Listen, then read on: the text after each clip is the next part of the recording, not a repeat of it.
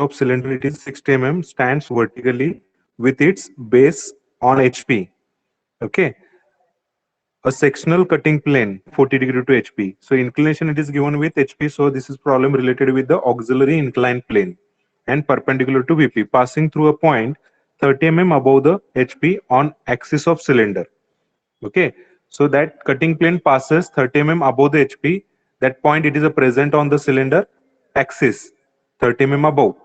Draw the front view, sectional top view, true shape of section and development of surfaces.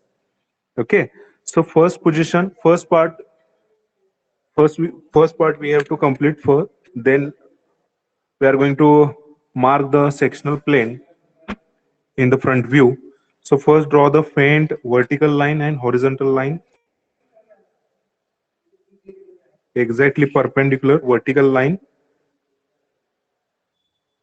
and horizontal line. So this is the point for axis O.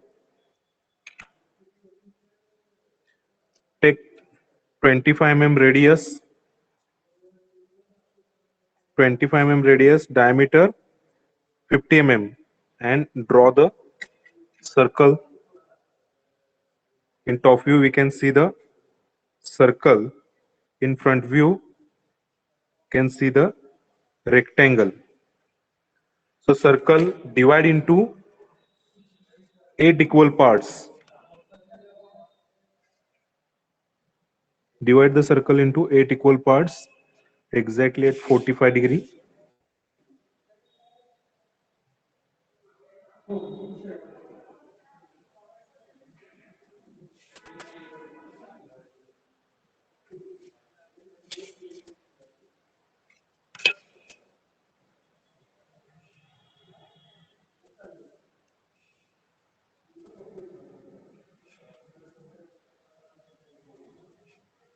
Okay. Then draw the vertical projection lines.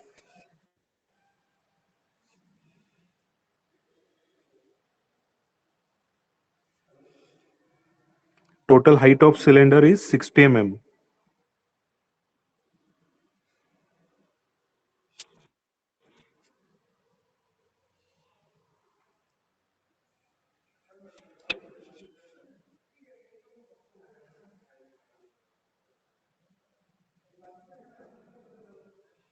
Only outside generators draw with the thick lines.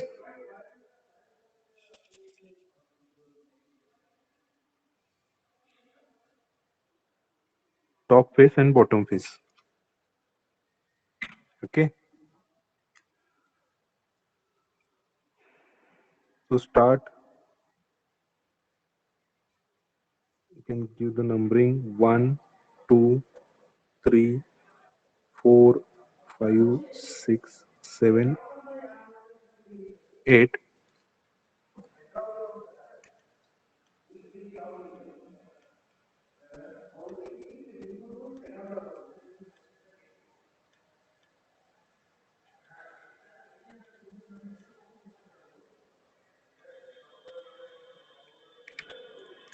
Again, use the letters for the base.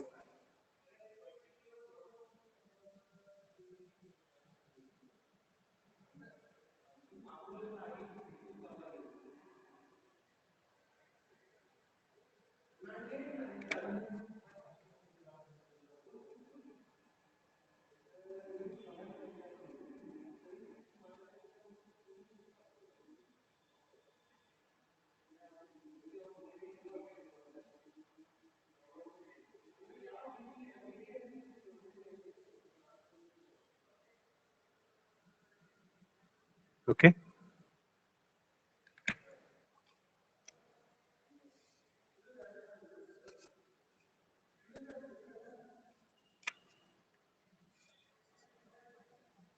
So total height of cylinder it is 60 mm.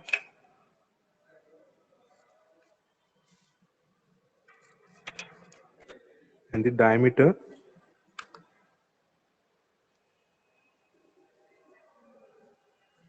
50 mm. Okay. Next. So the first part we have completed. The next part, that is a cutting plane, a sectional cutting plane inclined 40 degree to HP, inclined 45 degree to HP. So cutting plane present in the front view and passing through a point 30 mm above the HP. So 30 mm above means that is a bisecting position, it is given 30 mm above. So mark the point on the axis that is exactly present at the middle and draw the faint line, horizontal faint line exactly parallel to XY. Okay, to take the reference and mark the angle. Use the protector. Place the protector exactly at the middle, that is above 30 mm, and inclination made with HP it is 40. So mark the 40 degree point.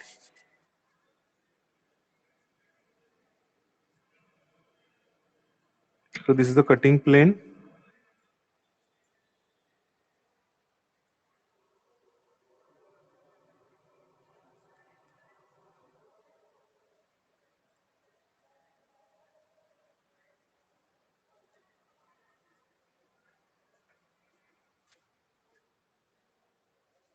Thick at the end and show the arrow.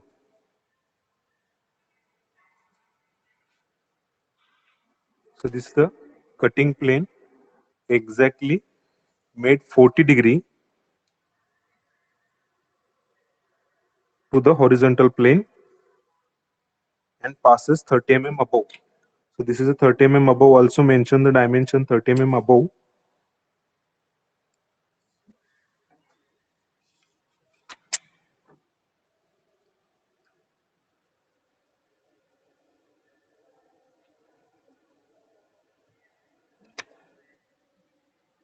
Okay. What is the next procedure? श्रवण,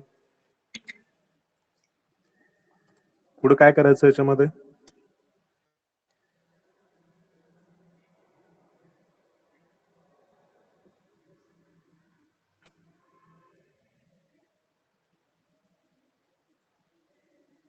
सानिका, अरे present आहे ना सगळेजण?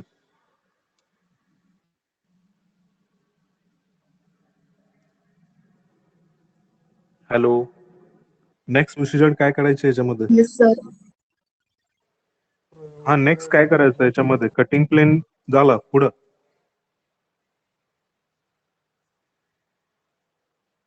आवरा जरा fast.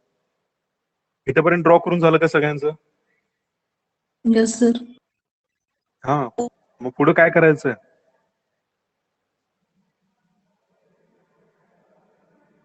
Cutting point mark करें. Correct.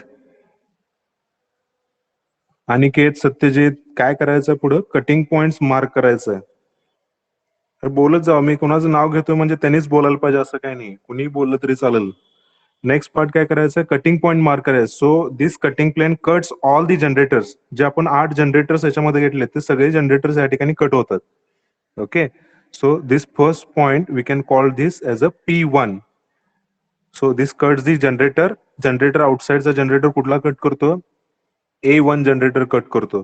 Similar way B2 आणि H8 इथं आहेत, त्यामुळे इथं काय करायचं? इथं P2 P8 दोन पॉइंट्स असणार आहेत. फ्रंट साइडचा जनरेटर आणि बॅक साइडचा जनरेटर असणार आहे. ओके, B2 आणि 8 असे दोन जनरेटर, एक फ्रंट साइडचा जनरेटर आणि एक बॅक साइडचा, असे P2 आणि P8 इथे दोन पॉइंट येणार आहेत. तसंच इथं काय येणार आहे? P3 P7 दोन पॉइंट्स असणार आहेत या ठिकाणी, because of to generators present. Front side that is a 3C or C3 generator it is present. Back side G7, back साइडला G7 जनरेटर असणार आहे. तसंच इथं काय असणार आहे? P4 अँड P जनरेटर असणार 6F, याच्यामध्ये कुठे तो पॉइंट असणार आहे. आणि फायनली P5. वॉइस ब्रेक होत आहे. हा, करेक्ट. E5 वरती असणार आहे. आता सगळे पॉइंट्स, आता सेक्शनल टॉपिक कंप्लीट करायचा. Sir, पॉइंट voice कुठे येणार आहे? P1 पॉइंट कुठे येणार आहे याच्यामध्ये? Okay okay. आता आवाज येतोय का clear? Yes, sir. Yes, sir. Yes, sir. Okay. So next हे पॉइंट्स कळाले का कसे मार्क केले ते? हो सर. Yes, sir. हा, हे सगळे Yes, sir. सगळ्या जनरेटर्सना कट करतो. आता P1 पॉइंट कुठे आहे? A1 जनरेटर वरती. लास्ट टाइम तुम्हाला काय सांगितलं होतं?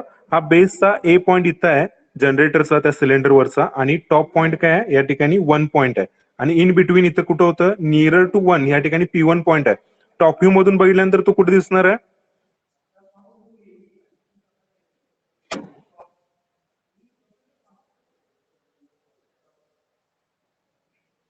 हॅलो. फॉर एक्झाम्पल आपण काय करूया, सिलेंडरच्या ऐवजी या ठिकाणी आपल्याकडे काय आहे, तर हेक्झागोनल प्रिझम आहे. आता या ठिकाणी बेसला काय करतो? ए पॉइंट आहे. Okay, consider this is the A point, आणि वरचा जो आहे तो पॉइंट 1 आहे, आणि याच्या मध्येच इथं कुठेतरी पॉइंट तो काय आहे? P1 पॉइंट इथं कट करतो ना. So this is a point P1, it is a near to 1, इथं पॉइंट P1 कट होतं. आता टॉप व्ह्यू मधून बघितल्यानंतर या कॉर्नरला या ठिकाणी काय असणार आहे? पॉइंट P1 कुठे येणार आहे? इथंच येणार ना, या कॉर्नरला टॉप व्ह्यू मधून बघत असताना. Yes, sir. Yes, sir. हा, सिलेंडर मध्ये काय होतं? तुझ्या टॉपला येणार. सेम तसंच काय या ठिकाणी बी पॉइंट आहे. कुठला पॉइंट आहे? B2, आणि ह्याच्यावरती काय आलेला आहे? पॉइंट तुमचा कुठला आलेला आहे? P2. ते बरोबर P1 च्या थोडासा खाली आहे. तो पॉइंट कुठे येणार आहे? इथे येणार आहे P2. बरोबर आहे का? P1 थोडासा नियर टू 1 आहे, 2 पासून थोडासा अवे P2 आहे. ओके, टॉप व्ह्यू मध्ये बघितल्यानंतर P2 कुठे येणार आहे? ह्या कॉर्नरलाच येणार का? Yes sir. Yes sir. हा, तर सगळे पॉइंट जे आहेत ते एक्झॅक्टली इथंच याच ठिकाणी लोकेट होणार आहेत. म्हणजे या ठिकाणी चेक करा, तुमचं P1 पॉइंट कुठे येणार आहे? P1 point it is a present exactly at this position. या पोझिशनला P1 असणार आहे. सेकंड, P2 पॉइंट इथं असणार आहे. Next P3 point, P4 point, P5, P6, P7 आणि P8.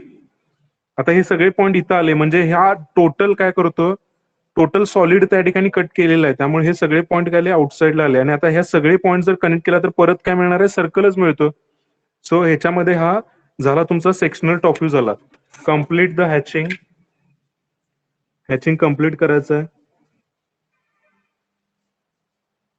Through out object cut झाला ना तो. हा तुमचा सेक्शनल टॉप व्ह्यू झाला.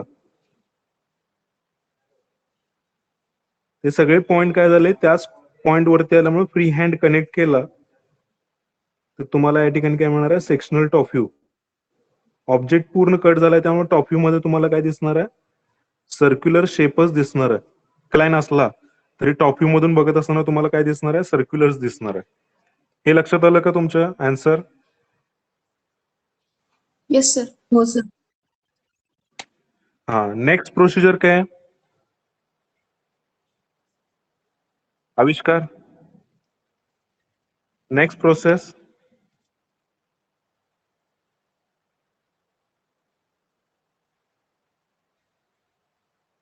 Hello. Yes, sir. Next process काय करायचं? True shape. Take a point P1. True shape साठी take a point P1 on reference line हा, and then measure the P1 to P5 length and then arc. Draw the line. हा. आता याच्यामध्ये काय करायचं आहे? P1 पासून ट्रू शेप साठी आपण काय करायचं आहे? P1 टू P5 हे डिस्टन्स कंपास मध्ये घ्यायचं आहे. आता मी काय केलंय? XY वरती घेतलेलं नाही, थोडंसं खाली लाईन काय घेतलेली आहे? रेफरन्स लाईन घेतली, कारण आपल्याला इथं डेव्हलपमेंट घ्यायचं आहे. कोण सिलेंडर ओपन केल्यानंतर इथे यायला पाहिजे, त्याच्यासाठी काय केलंय? थोडंसं खाली घेतलेलं आहे. ओके, डिस्टन्स थोडं त्यामध्ये जास्त ठेवा म्हणजे त्या ठिकाणी तुम्हाला नावं देखील व्यवस्थित मार्क करता येतील. थोडं डिस्टन्स खाली घेऊन काय करायचं? या ठिकाणी फर्स्ट तुमचा पॉइंट P1 मार्क करायचं. So mark here P1 point and then mark point P5. Okay, point P1 देखील मार्क करून घ्यायचं.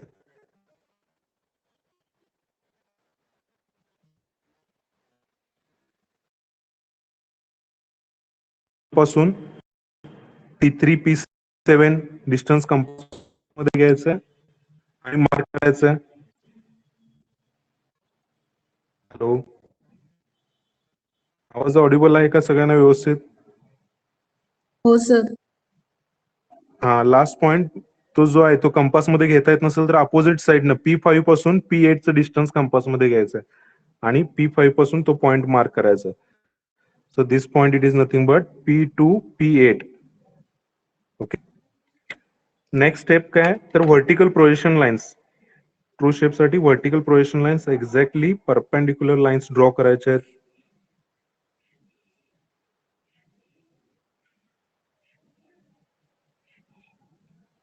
Okay.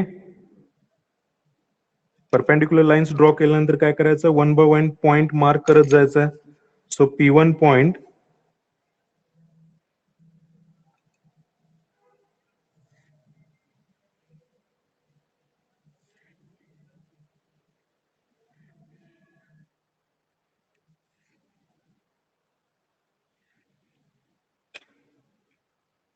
here. So take horizontal projection line from the sectional top view. Sectional top view मधून काय करायचं, horizontal projection lines घ्यायचे. So first point, that is a P1 present here. Then P2 point present here.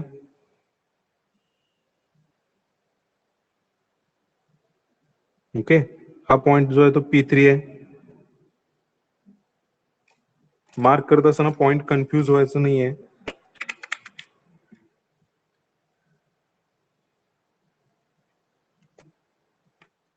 Okay, P3 point present here. Next point P4 point it is present here. P5, next P6,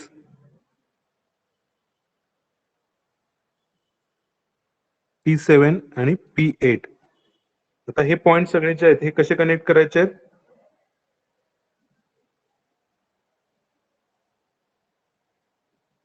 free hand. Atharva? हा, Free hand. Free हँडनी connect करायचे आहेत. बरोबर, free हँडनी. बरोबर आहे. तर पहिल्यांदा डॉटेडनी connect करा. तो इलिप्स असणार आहे त्यामुळे तो इलिप्स सारखा दिसायला पाहिजे. इलिप्स का असणार आहे, हा ट्रू शेप आहे. ऍक्च्युली तुमचा व्ह्यू जेव्हा त्याला एक्झॅक्टली परपेंडिक्युलर असेल, म्हणजे ऑब्झर्वर या डायरेक्शनला असेल आणि तुम्ही इकडून जेव्हा बघणार त्यावेळेला एक्झॅक्टली परपेंडिक्युलर मध्ये तुम्हाला काय दिसणार आहे, इथं इलिप्स दिसणार आहे. म्हणजे तो ट्रू शेप आपण इथं ड्रॉ केलेला आहे.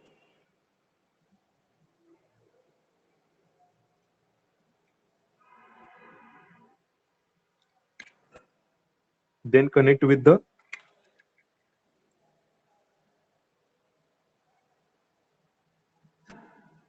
thick line.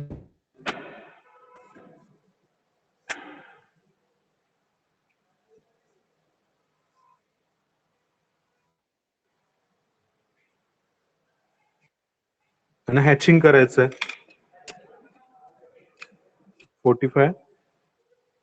45 पेक्षा थोडा जास्त अँगल असला तरी चालेल. This is a true shape of section.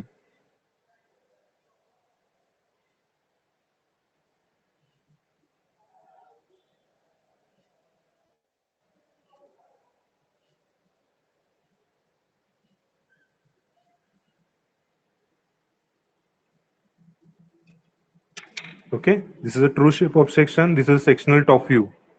Okay, हे दोन्ही कंप्लीट झाले. फ्रंट व्ह्यू झाला, सेक्शनल टॉप व्ह्यू झाला, ट्रू शेप झाला आणि लास्ट डेव्हलपमेंट. आता सिलेंडरचं डेव्हलपमेंट कसं करणार, लास्ट टाइम आपण कोन साठी फॉर्म्युला काय यूज केला होता, D × 180 divide by L. Okay, theta calculate केला होता. आता इथं लेंथ कॅल्क्युलेट करायला पाहिजे. ओपन केल्यानंतर, सिलेंडर ओपन केल्यानंतर काय दिसणार आहे, मोठा रेक्टँगल दिसणार ना. Yes sir. हा, रेक्टँगल दिसणार. मग तो रेक्टँगल कसा कॅल्क्युलेट, ह्याचं टोटल लेंथ कशी कॅल्क्युलेट करणार. टोटल हाईट आपल्याला माहित आहे याची 60 आहे. मग ही लेंथ कशी कॅल्क्युलेट करणार, फॉर्म्युला काय यूज करायचं त्याच्यासाठी, हे झालेलं आहे तुम्हाला. काय फॉर्म्युला यूज करणार for development,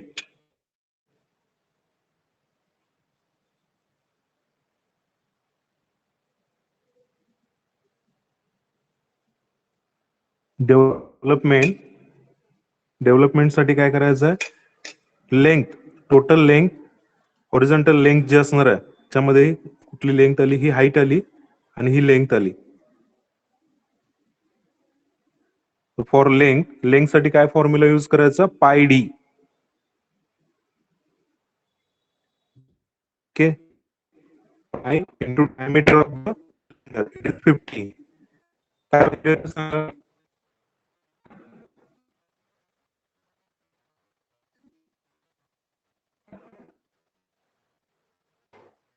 157.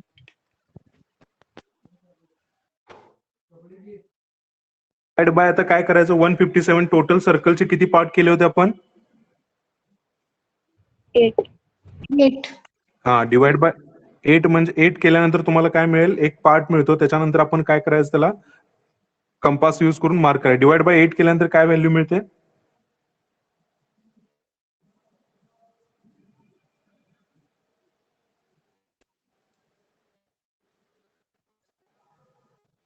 157 divide by 8, 19.6, near about 20. 6. हा, नियर अबाउट 20 mm घ्यायचं आहे. मार्क करत असताना या ठिकाणी एक्झॅक्टली किती येणार आहे, 160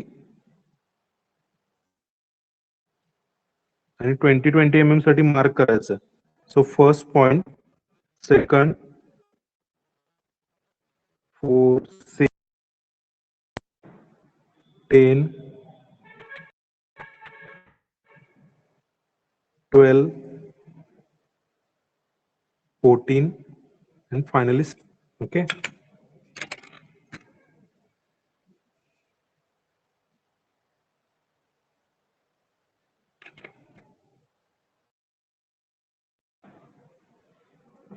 Okay, and height of the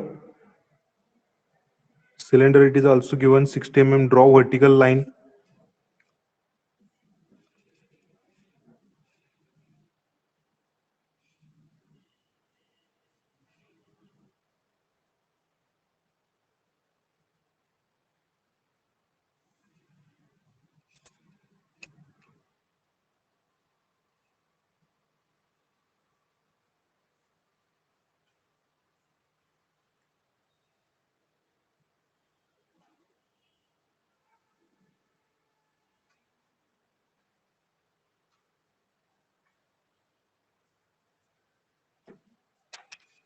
okay, इथपर्यंत कंप्लीट झालं का?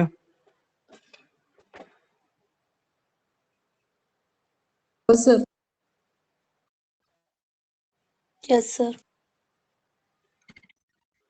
हा, नेक्स्ट आता कॉर्नर ओ करायचं, ए पासून ओपन करा किंवा तुम्ही काय करू शकता, कुठल्याही पॉइंट पासून, मोस्टली काय करा, ए पासून ओपन कार्ड केलेलं आहे तिथूनच ओपन करायचं. So first point that is a present at this corner,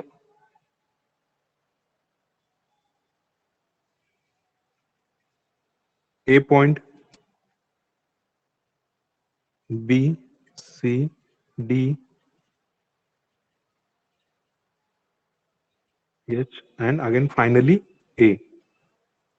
Okay, and top end points देखील मार्क करायचे आहेत. So top end point, so 1, 2, 3, 4 and 1. Next procedure कोण सांगणार आहे, नेक्स्ट प्रोसिजर?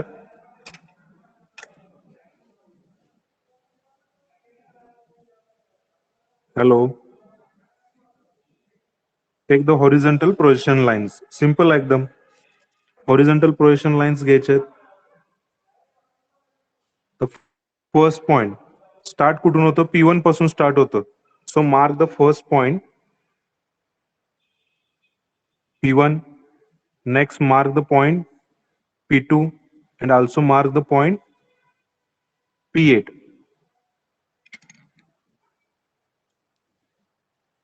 The point कसे मार्क करायचे? So point P1, so this is point P2, mark here the point. P8,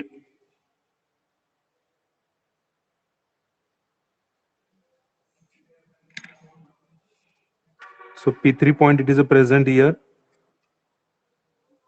and P7 on the same projection line.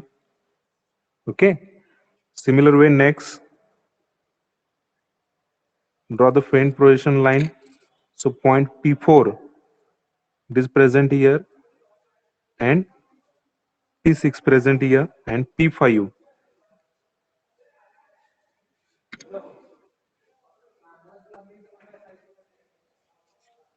And also mark the P1 again.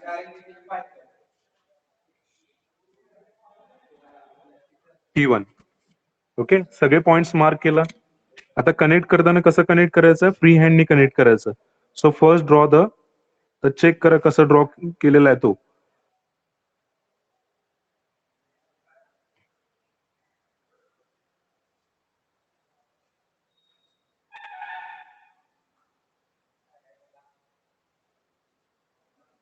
Okay, free हँडनी connect केला. Connect केल्यानंतर next काय करायचं, त्यानंतर use the thick line to connect the all the points.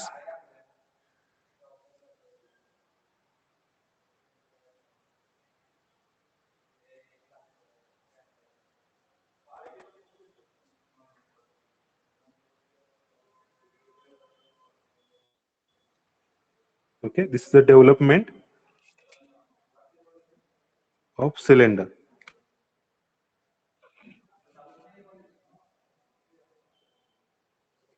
आता वरचा हा part कुठल्या पार्टचा आपण डेव्हलपमेंट केलेला आहे, तर ह्या लोअर पार्टचं डेव्हलपमेंट केलेलं आहे. म्हणजे ऍक्च्युली परत हा जर कनेक्ट केला तर याच्यामध्ये काय मिळणार आहे, हा वरचा पार्ट रिमूव्ह केला आणि तो ओपन कट करून ओपन केला, तर या ठिकाणी कुठून ओपन केलेला आहे, A to P1 काय केला, त्याला कट केला. कट केल्यानंतर तो ओपन जेव्हा होईल त्यावेळेला आपल्याला काय मिळणार आहे, असा शेप मिळणार आहे. ओके, लक्षात आलं का, सगळ्यांना समजलं का problem? Yes, sir. Yes, sir. हा, तुम्ही पाहिलं तर हा काय करू शकता, पेज असेल तर तुमच्या घरी हाच परत रिपीट करा आणि त्याला काय करा, एवढ्या कट करा आणि त्याला परत जॉईन करून बघा. तुम्हाला हा शेप काय मिळतो, सिलेंड्रिकल मिळतो आणि त्या ठिकाणी मिळणारा तुम्हाला त्या ठिकाणी स्लोप जो असणार आहे तो इलिप्स त्या ठिकाणी दिसेल एक्झॅक्टली परपेंडिक्युलर बघितल्यानंतर. ओके, तर कायम लक्षात ठेवायचं, for development of cylinder we can use the formula L is equal to, for length this is the length and this is the height, for length you can use the formula pi d. So pi into 50, so 157 for the one specific part we can take the distance 20 mm, or you can take the total 157 घेऊन तुम्ही काय करू शकता, incline line draw करून. तुम्हाला geometrical construction मध्ये सांगितलं होतं की कसं डिवाइड करायचं.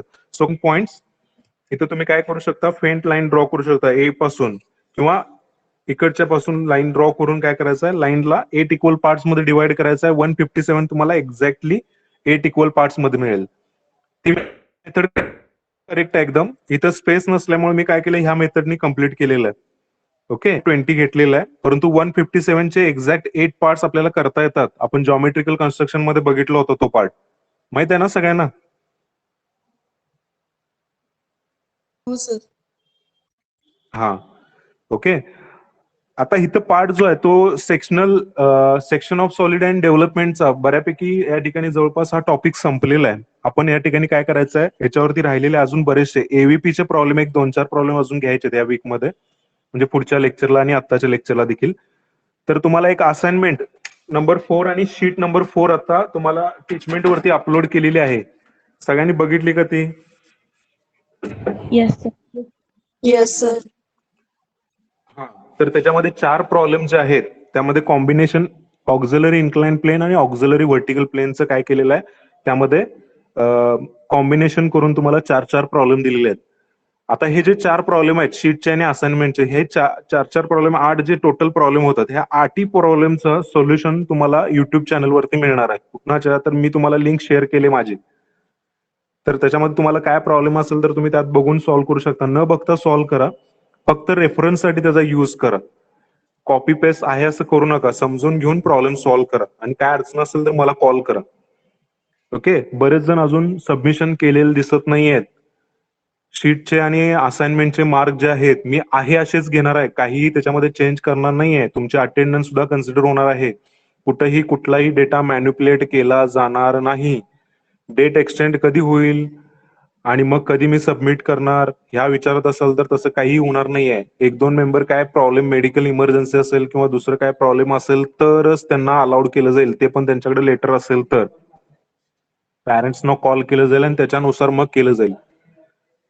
टोटल आउट ऑफ 60 47 to 48 मेंबर्सनी सबमिशन केलेलं आहे. राहिलेल्या बाकीच्या मेंबर्सना काय झाले मला माहित नाहीये. मी सगळ्यात शेवटीच विचारणार जेव्हा मार्क द्यायचे असतात त्यावेळेला का सबमिशन केलेलं नाही म्हणून. आणि तुमचे मार्क कमी झाले तर मी त्याला जबाबदार नाहीये. तर हे मार्क जे आहेत ते कमी पडल्यानंतर त्याचं होणार आहे त्याच्याबद्दल 1-2 मिनिटं मी बोलतो. सगळेजण लक्ष आहे का? सगळ्यांचा प्रॉब्लेम झाला का हा complete? Yes, Yes, sir. sir.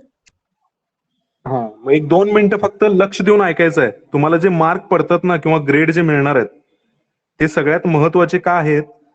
जेव्हा तुम्ही फायनल इयरला किंवा थर्ड इयरला जाणार, थर्ड इयरला गेल्यानंतर ज्या वेळेला तुम्हाला percentage first semester, second semester, third semester किंवा फोर्थ सेमिस्टर असेल, गव्हर्नमेंट जॉबसाठी प्रत्येक सेमिस्टरला मिनिमम फर्स्ट क्लास पाहिजे. त्याच्यामध्ये तुम्हाला ग्रेड जे आहेत ते मिनिमम फर्स्ट क्लास किंवा त्याच्यामध्ये फर्स्ट क्लास विथ डिस्टिंक्शन लागतं प्रत्येक वर्षी. इयर तुमचं सगळं कम्प्लीट झाल्यानंतर म्हणजे डिग्री कम्प्लीट झाल्यानंतर थ्रू आउट तुम्हाला काय लागतं तर फर्स्ट क्लास मेंटेन करावा लागतो. बऱ्याचशा गव्हर्नमेंट जॉबसाठी अप्लाय करत असताना हा क्रायटेरिया अप्लाय केला जातो. मग अशा वेळेला तुम्हाला जर तुमच्या हातचे मार्क तुम्हाला जर नको असतील तर तसं मला काय प्रॉब्लेम नाहीये. मी कुणाला काही विचारणार नाही किंवा जबरदस्ती करणार नाही की सबमिशन अजून का केलेलं नाहीये. डायरेक्ट मार्क कट होतील. जे काय मार्क असतील त्या पद्धतीने मार्क मिळतील. लेक्चरला बरेच असतात. आउट ऑफ 60 आज 44 मेंबर्स प्रेझेंट आहेत. वरचे राहिलेले एक 10 मेंबर कंटिन्युअसली अब्सेंट असतात. त्यांनी काय रिपोर्टिंग वगैरे कोणीही मला सर माझं सबमिशन राहिलंय आणि 1-2 मेंबरनी काहीतरी अडचण होती म्हणून सांगितली. बाकी कोणीही मला काही सांगितलेलं नाहीये. त्यामुळे ते कुठेही कन्सिडर होणार नाहीये. तर सगळ्यात महत्वाचं काय तर कधी पुढे तुम्ही जेव्हा गव्हर्नमेंट जॉबला अप्लाय करता किंवा एखाद्या कुठल्याही प्रायव्हेट इंडस्ट्रीमध्ये जेव्हा तुम्ही अप्लाय करता तर त्यांचा क्रायटेरिया काय असतो through out first class. Through out first class विचार सांगतो मी. प्रत्येक सेमिस्टरला फर्स्ट क्लास असे क्रायटेरिया असतात. त्यावेळेस जर एका दुसऱ्या सेमिस्टरला तुम्हाला मार्क कमी असतील तर त्यावेळेला तुम्हाला कॅम्पसला अलाउड केलं जात नाही. हे मार्क्स तुम्हाला असं वाटत असेल की सर काय फायनली काहीतरी सबमिशन केलं आणि काहीतरी मार्क देतील आणि काहीतरी सबमिट करू. या जर आविर्भावात असाल तर म्हणजे जे केले त्यांच्यासाठी हे नाही आहे मी आता जे बोलतोय.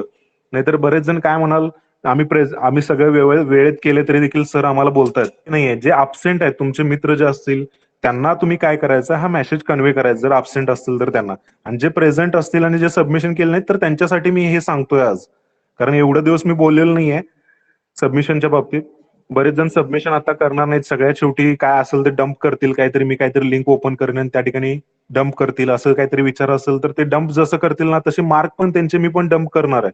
आउट ऑफ 10 मार्क्स काय असेल ते 4, 3, 2 मार्क अशा पद्धतीनेच असतील जे मिनिमम पासिंग. आउट ऑफ 25 जर 11 मार्क मिनिमम असतील तर 11 किंवा 10 मार्क्सच मिळतील. वरचे राहिलेले मार्क विचारायचेच नाहीयेत. कमी तुम्ही सबमिशन सगळ्यात शेवटी कसं आहे सबमिशन तुम्ही आज केलं आणि उद्या केलं दोन्हीमध्ये काहीतरी फरक आहे ना. दिलेल्या टाइमलाईन मध्ये ते कम्प्लीट करायचं. सगळ्यात शेवटी आणून काहीतरी डंप करायचं आणि काहीतरी त्याच्यावरती मार्क एक्सपेक्ट करायचं असं काही करू नका. त्यामुळे सगळ्यांना परत एकदा सूचना करतो दिलेल्या वेळेत सबमिशन करा. आज देखील शीट 3 चे सबमिशन जे आहे ते काहीतरी 37 का 38 फक्त मेंबर्सने केलेलं आहे. बाकीच्या मेंबर्सने अजून सबमिशन केलेलं नाहीये. तर त्याचे मार्क आउट ऑफ 5 कन्सिडर केले जातील. ज्यांनी सबमिशन वेळेत केलेलं नाहीये. तर शीट 3 आणि शीट 4 साठी देखील तेच लागू आहे आणि याच्या आधी केलेलं नाही त्यांच्यासाठी ते देखील लागू आहे. आता 50% झालेलं आहे. म्हणजे शीट 3 आणि शीट असाइनमेंट 3 इथपर्यंत काय झालंय 50% सबमिशन झालेलं आहे. अजून देखील वेळ गेलेली नाहीये. ज्यांनी सबमिशन केलेलं नाहीये त्यांच्यासाठी मी हे सांगतो. ओके. तर त्यांनी काय करायचंय तर सबमिशन वेळेत करायचंय. तर सबमिशन जर वेळेत नाही केलं तर त्याचा तुम्हालाच काय होणार आहे तोटा होणार आहे. मला काही त्याचा काय फरक पडणार नाहीये. तुम्हाला 4 मार्क काय माझ्या खिशातले मी मार्क देत नाही कोणाला. बरोबर आहे का. जे अब्सेंट मेंबर आहेत ज्यांनी सबमिशन मी आणि कुणाची नावं घेतलेली नाहीत. माझ्याकडे लिस्ट तयार आहे. सगळ्यांचे तुमचे अटेंडन्स जे काय तुम्ही लेक्चरला प्रेझेंट राहता, तुम्ही 10 मिनिटासाठी किंवा 1 तास 15 मिनिटासाठी जर लेक्चर अटेंड करून जर लेफ्ट होत असाल तर ते देखील त्याच्यामध्ये रेकॉर्ड होतं. पर्सेंटेज वाईज अटेंडन्स निघते. मी त्याच्यामध्ये कुठेही मॅनिप्युलेट केलेलं नाहीये. तुम्ही अटेंडन्सचा रेकॉर्ड बघितला असाल त्या पद्धतीने तो देखील मेंटेन केलेला आहे. त्या पद्धतीनेच मार्क मिळतील. त्यामुळे सिरियस व्हा. मार्क जर चांगले हवे असतील तर तुम्हाला प्रेझेंट राहावंच लागेल आणि त्याचबरोबर सबमिशन देखील वेळेत करावं लागेल. आज करायचं ते उद्या करायचं ते आज करा म्हणून तुम्हाला फक्त सांगतो. आता 50% झालेलंच आहे.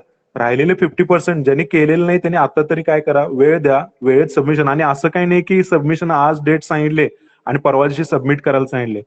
हार्डली 4 प्रॉब्लेम दिलेले आहेत तुम्हाला. लास्ट टाइमच्या बॅचला डिव्हिजन, तुम्ही कुठली डिव्हिजन, मी आता ई डिव्हिजनला होतो शिकवायला, त्यांना विचारा लास्ट टाइम त्यांना सबमिशनसाठी डेट दिल्या होत्या.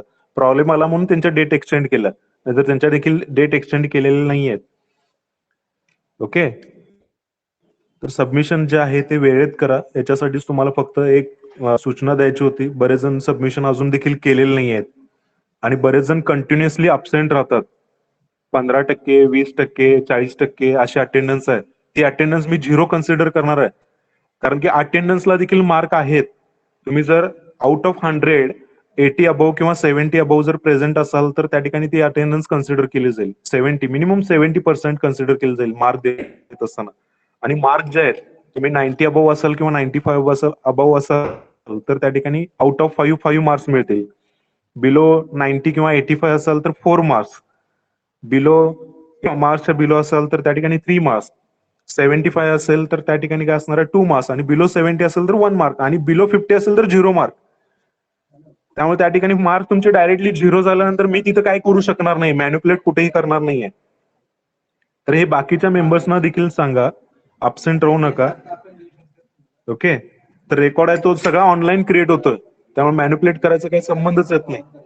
आणि काय समजत नसेल तर विचारा म्हणून सांगितलेलं आहे. ठराविक एक 4-5 मेंबर तेवढेच रिप्लाय देतात. ठराविक 4-5 मेंबरच काय करतात की क्वेश्चन विचारतात, काहीतरी अडचण आल्यानंतर फोन करतात. ओके, तर तुम्ही बरेच जण मेंबर रिप्लाय देखील लेक्चर चालू असताना रिप्लाय देखील देत नाहीत, नाव घेतल्यानंतर देखील. तर 2 वे कम्युनिकेशन पाहिजे. तुम्हाला समजलंय की नाही, हे कसं आहे, ठराविक एक 5 जणांना शिकवत नाहीये मी. जे 60 मेंबर आहेत त्या सगळ्या 60 मेंबरना शिकवतो. ओके, तर एवढंच सांगायचं होतं. सबमिशन तेवढं मात्र वेळेत करा. मार्क कमी मिळाले म्हणून नंतर विचारायला यायचं नाहीये कोणी. आणि जे तुम्हाला आता जे राईटअप किंवा जे सबमिशन दिलेलं आहे, हे जर चुकून ऑफलाईन जर चालू झालं तर मात्र 100% तुमच्याकडं नंतर ऑफलाईन झाल्यानंतर देखील तुमच्याकडं रेकॉर्ड मागून घेतला जाणार आहे, एवढं लक्षात ठेवा. त्यामुळे असं म्हणू नका की कुणाच तरी मित्राचं घेतो आणि तेच काहीतरी फोटो काढून स्नॅप काढून सेंड करतो, सरांना काय समजत नाही. अशा जर आविर्भावात असेल तर तसं राहू नका, कारण की ते सापडतं, कुठं ना कुठं तरी सापडतं. फायनली तुमच्याकडे हा जो डेटा आहे हा सगळा रेकॉर्डसाठी मागून घेतला जाणार आहे. सबमिशन तुम्हाला आता ह्या सेमिस्टरचं जे आहे ते ऑफलाईन करायचं आहे. सेमिस्टर एंड झाल्यानंतर बॅच वाईज तुम्हाला कॉल केलं जाईल. 1-2 दिवस, त्या 2 दिवसात यायचं आहे कॉलेजवरती आणि ते हार्ड कॉपी ज्या आहेत, शीट असतील, असाइनमेंट असतील, ह्या इथं पर्सनली येऊन दाखवून सबमिट करून जायचे. मागच्या सेमिस्टर सारखं चालणार नाहीये. तर हे देखील मीटिंग मध्ये झालेलं आहे, हे देखील तुम्हाला आज सांगायचं होतं. त्यामुळे असं राहू नका की ऑनलाईन सर सबमिट केलं होतं, आता माझ्याकडे ती वही नाहीये, वही कुठं हरवली आहे. कारण घरातच आहे तुम्ही, हरवायसाठी कुठं ते कुठं कॉलेजमध्ये आलेलं नाहीये किंवा काय नाहीये. बरोबर आहे का? त्यामुळे घरी असं आहात तुम्ही, कॉलेजवरती येऊन तुम्हाला फायनल हे सबमिशन करायचं आहे. आणि शीटच्या बाबतीत काय सांगायचं होतं, तर आता इथून पुढे शीट 3 पासून किंवा शीट 4 पासून, शीट 4 जी दिलेली आहे ती तुम्हाला जी शीट घेतलेली आहे, स्टेशनरी बऱ्याच जणांनी घेतलेली आहे, तर ते काय करायचं आहे, शीट वरतीच प्रॉब्लेम सॉल्व्ह करा. ओके, कारण की शीट जे आहे ते तुमच्याकडून मी सबमिट करूनच घेणार आहे, त्याला पर्याय नाही. आणि असाइनमेंट देखील पर्सनली चेक करायला घेऊन यायचे. असाइनमेंट तुमच्या नोटबुक जे आहेत ते देखील चेक केल्या जातील. ओके, तर ज्यांनी अजून शीट 3 पर्यंत काय केलेलं आहे, तुमच्या रेग्युलर स्केचबुक मध्येच प्रॉब्लेम सॉल्व्ह केले तर ठीक आहे, काही अडचण नाहीये. त्या शीट तशाच ब्लँक तुमच्या जवळच राहतील, नंतर तुम्ही त्याचा यूज बाकीच्या याच्यासाठी करा. परंतु इथून पुढच्या ज्या शीट असतील, शीट नंबर 4, 5, 6 ज्या आहेत, किंवा ज्यांची शीट अजून 3 राहिलेली आहे, त्यांनी काय करायचं, शीट वरती सबमिशन करायला चालू करा. कारण की ते सबमिट करावंच लागणार आहे, त्याला पर्याय नाहीये. रेकॉर्डसाठी या ठिकाणी तो पेपरवरती या ठिकाणी सबमिट करावं लागतं. ओके, आणि कोणाला काय शंका आहेत का सबमिशनच्या बाबतीत? Hello, sir. 1 to 3rd. Hello,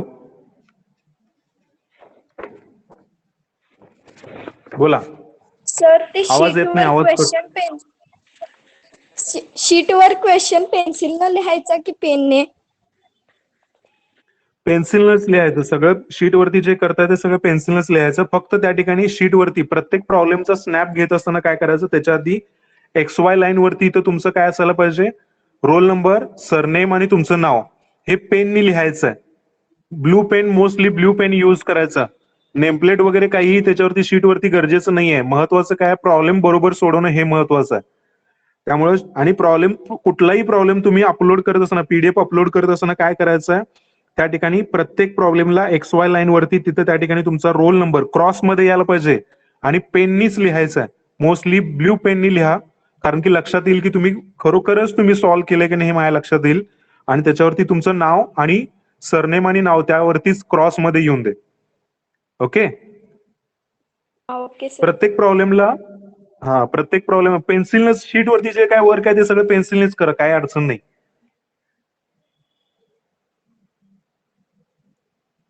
okay, take the next problem. हा प्रॉब्लेम फक्त नोट डाऊन करून घ्या. आपण काय करूया, हा प्रॉब्लेम हॅलो सर. ओके, हा बोला. सर बॅक आणि फ्रंट ऐकू पेज येतं? दोन्हीवर शीट काढायचं का? हो, फ्रंट आणि बॅकला. आता टोटल 4 प्रॉब्लेम असतील तर 2 प्रॉब्लेम फ्रंट साईडला आणि 2 प्रॉब्लेम बॅक साईडला असे सॉल्व्ह करा. Okay sir. हा, फ्रंट आणि बॅकला तुम्ही कसाही सिक्वेन्स ठेवा, त्याचा काही प्रॉब्लेम नाहीये. तुम्ही सॉल्व्ह करत असताना तुम्हाला जो इझी जातोय तो प्रॉब्लेम पहिला घेतला तरी चालेल, परंतु सगळे प्रॉब्लेम शीट वरती जे शीटचे प्रॉब्लेम दिले ते सगळे प्रॉब्लेम सॉल्व्ह करायचे आहेत. आता बऱ्याच जणांना टीचमेंट वरती हा प्रॉब्लेम फक्त नोट डाऊन करून घ्या. हा नेक्स्ट लेक्चरला आपण कंटिन्यू करूया. थोड्या सूचना द्यायच्या आहेत. जर बऱ्याच वेळा टीचमेंट वरती मी प्रॉब्लेम नंबर आणि त्यातलं ऍक्च्युली प्रोजेक्शन ऑफ सॉलिड मध्ये काय केलेलं आहे, तर प्रोजेक्शन ऑफ सॉलिड मध्ये व्ह्यू जो आहे तुमचा 1 2 3 4 5 6 असे जे व्ह्यू होते त्याच्यामध्ये तुम्हाला मी करेक्शन देखील सांगितलेलं आहे, कुठल्या व्ह्यूला कुठं चुकलेलं आहे. ड्रॉ करत असताना 1 2 3 4 5 6 टोटल 5th नंबरच्या व्ह्यूला असेल किंवा 3rd नंबरच्या व्ह्यूला असेल, जिथं अँगल घ्यायचा असतो किंवा ज्या ठिकाणी तुम्हाला व्ह्यू काय करायचा आहे 5th नंबरला आहे असं पिकअप करून ड्रॉ करायचं, त्या ठिकाणी जिथं चुकलेलं आहे तर ते देखील मेन्शन केलेलं आहे. ओके, तर ते काय करा, परत एकदा क्रॉस चेक करा आणि तो प्रॉब्लेम करेक्ट करा, कारण ते रेफरन्सला तुमच्याजवळ राहणार आहे. जे अपलोड केलेलं आहे तिथं काय आता करायची काय गरज नाही, त्याच्यावर मार्क दिलेले आहेत ऑलरेडी. त्यामुळे सबमिट करत असताना परत एकदा काय करत जावा, क्रॉस चेक करा तुम्ही काय सबमिट करायला आणि प्रॉब्लेम जे आहेत ते व्यवस्थित सॉल्व्ह करा. ओके, आणि कोणाला काय अडचण आहे का?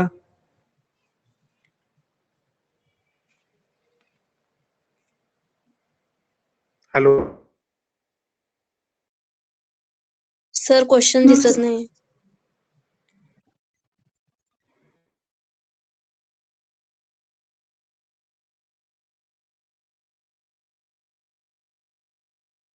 क्वेश्चनच्या बाबतीत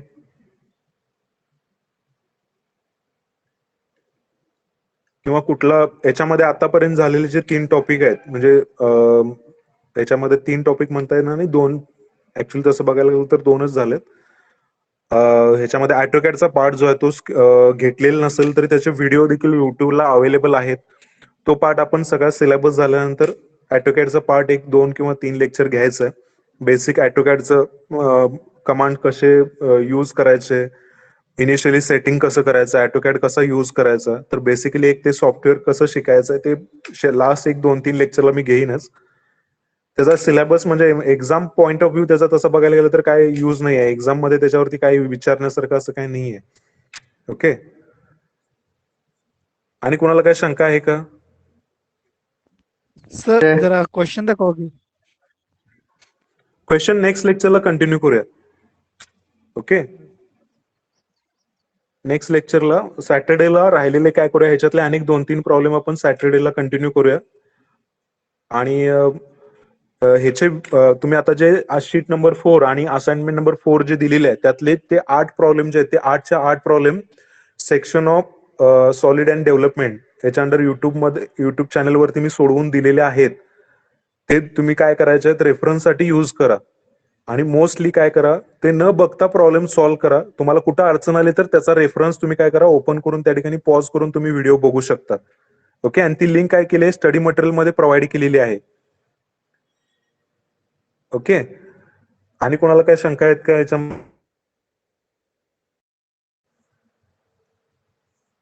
अरे बोला का, कोणाला काय शंका आहे?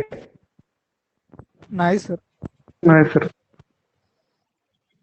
ओके, मात्र सबमिट काय एक्सटेंड करणार नाही आहे. आता 5 तारीख दिलेली आहे, 5 तारीख आहे 24, हे 6 दिवस आणि त्यानंतर परत आणि जवळपास 5 दिवस दिलेले आहेत, म्हणजे जवळपास 10 दिवस दिलेले आहेत. 10 दिवसात तुम्हाला 8 प्रॉब्लेम सॉल्व्ह करता येतात, बरोबर आहे का? Yes sir. हो सर. अथर्व, उत्क्रांती, राहुल, हा सर. हा, टोटल 8 प्रॉब्लेम आहेत आणि दिलेले दिवस 11 दिवस आहेत. रोज एक प्रॉब्लेम जरी सॉल्व्ह केला तर सबमिशन लास्ट डेट पर्यंत होतं. मग अशा पद्धतीनं तुम्हाला डेट ते कॅल्क्युलेट करूनच दिलेले आहेत. रोज एक प्रॉब्लेम, असं काय बर्डन दिलेलं नाही की आज दिले आणि उद्या लगेच सबमिट करायचं. त्यामुळं मार्क जे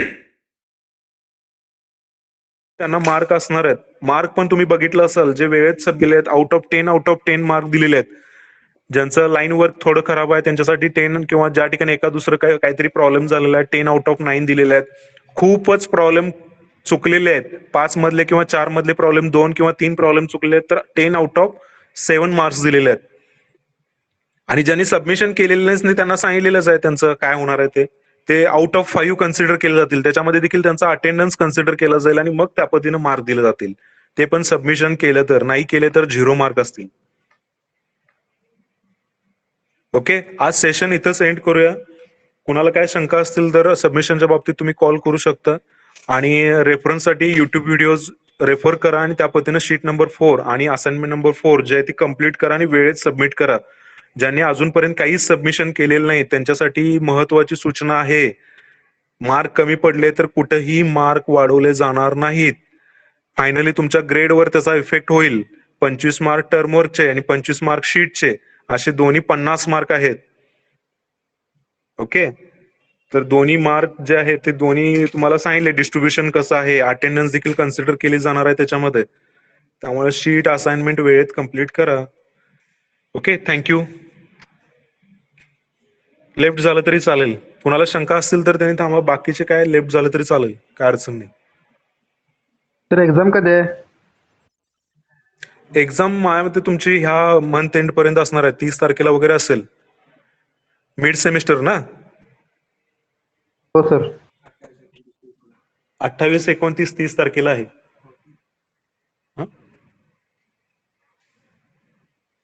ह्या मंथ एंड पर्यंत किंवा नेक्स्ट मंथच्या फर्स्ट वीक मध्ये होईल. डेट काय अजून तसे सांगितलेले नाही आहेत. हा, नोटीस तुम्हाला येईल, एक 8 दिवस किंवा 10 दिवस आधी नोटीस येईल तुम्हाला.